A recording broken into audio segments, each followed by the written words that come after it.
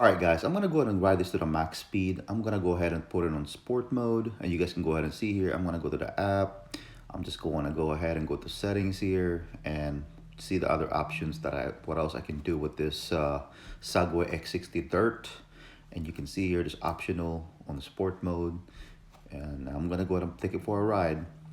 And this is gonna be my experience on the Segway X160 Drit, and I'm just gonna go ahead and tell you guys my thought of it.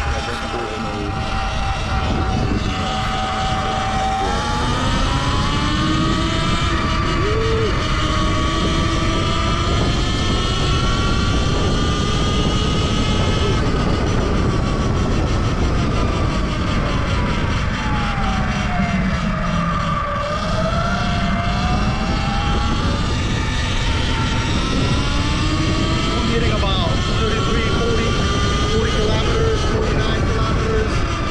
Wow, 49 kilometers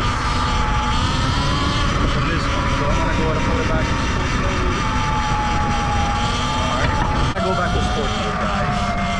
Let's see how fast this thing really goes. It goes by kilometers, so we're gonna go and check it out, see how fast this thing really goes.